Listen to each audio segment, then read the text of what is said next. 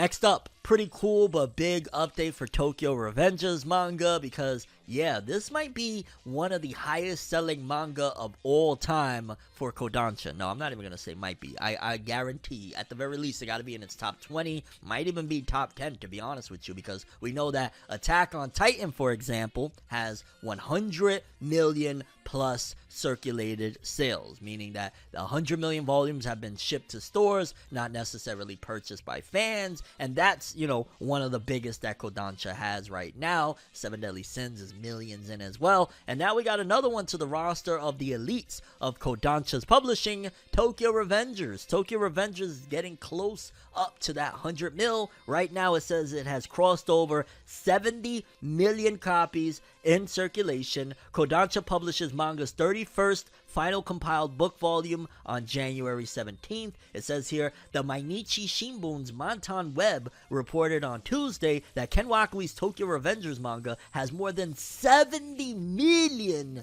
copies in circulation. Kodansha has not specified at this time if the number is worldwide or just representative of the Japanese circulation. And of course, the number above is not a sales statistic. Again, these are books that were shipped out but haven't been necessarily all bought by fans. And of course, Kodansha announced in July that the manga had 65 million, so it has sold 5 million more copies since July. And I think there's still, it said here, the final volume drops January 17th, so I don't think Tokyo Revengers will be in the top selling manga of next year per se, now that I look at it, like in terms of for the year, because again, there's only like 2 volumes, so it might be in the top 10 potentially, or top 20, definitely top 20, but it probably won't. Well, now that I think about it, we got the anime returning. I guess it's dependent on the anime and how well that's received with the Christmas arc that they're about to release, the Christmas Showdown. But 70 million, dog. Like, you could love or hate Tokyo Revengers, but you cannot deny that it is one of the most successful selling manga of all time. Like, yo, Tokyo Revengers right now is above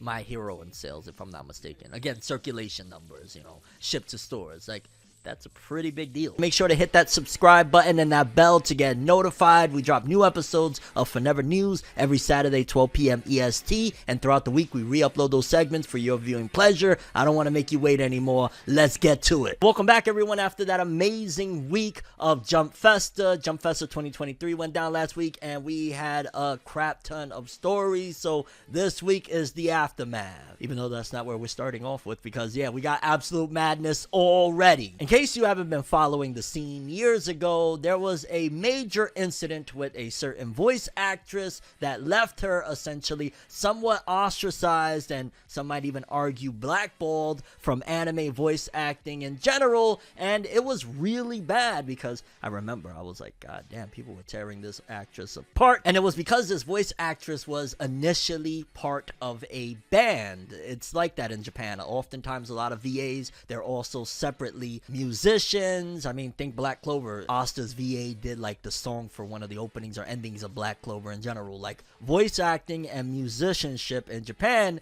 usually oftentimes go hand in hand. But this actress, because of a scandal that went down with her band, I believe it was, and yeah, I don't want to get too much into it, but essentially she was being very promiscuous with nearly every member of the band, minus, I want to say, the bass player. Yes, I do remember. I believe the bass player was the only one that didn't get into that heart, so to speak, because this voice actress was famous for doing Lucy Heartfilia in Fairy Tail alongside quite a few other roles. This was, again, a big deal. Fairy Tail, very big series. Hiro Mashima, of course, one of the biggest mangaka out there, and for her to be involved in such a scandal in a place like Japan, we talk about it often, Japan, they don't play, you know what I'm saying? They're very much so conservative in every fashion of the word. And something like, again, this voice actress that was being promiscuous with a lot of members of her band, it got her done wrong. Again, when do you ever really hear about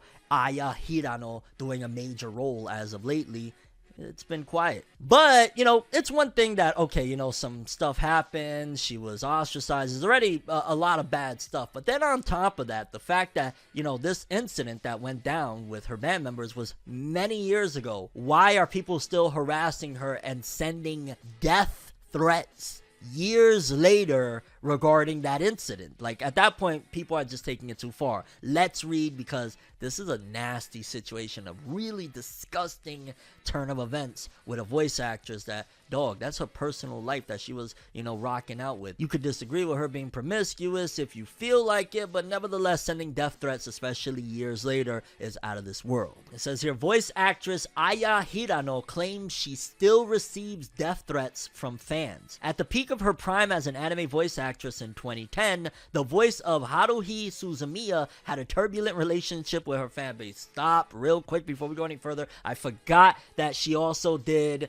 Haruhi Suzumiya, and she was probably arguably more popular for even Haruhi than she was for Fairy Tail. Like, Fairy Tail was big, but she was the main character. Well, some might argue Lucy was the main character of Fairy Tail. I don't know. Haruhi is a major series as well, and I forgot that was another prominent role she did. So, voice actress of Fairy Tail's Lucy and Haruhi Suzumiya. Wow. Again, she did the Melancholy of Haruhi Suzumiya, Fairy Tail, Gotcha Man Crowds, had a turbulent relationship with her fan base. This resulted from a scandal around her relationships with her male band members and openly stating her preference in men on Japanese TV. In May 20, I remember when Lady Gaga did that like mad long ago on MTV, and she was like, yo, all I want is Big P. I was like, wow. A man was even arrested for making violent threats against Hirano online. Even though it's been over 10 years since then, Hirano says that she still gets death threats when she does anime work. Although it's been a while since I pivoted to stage productions, when I do anime work, I still get death threats and people stirring up half-truths about me, she wrote on Twitter on Saturday. Fortunately, she noted that no harm has come to her and that the police have dealt with the recent threats. Nevertheless, she thinks it is unhealthy to feel endangered by a subsection of violent fans when doing her work. It makes me afraid and not want to be involved in that kind of world, but I push through because I simply want to focus my energy on doing a good performance with my roles, she continued. With that in mind, would you still say it's your fault for pandering to otaku?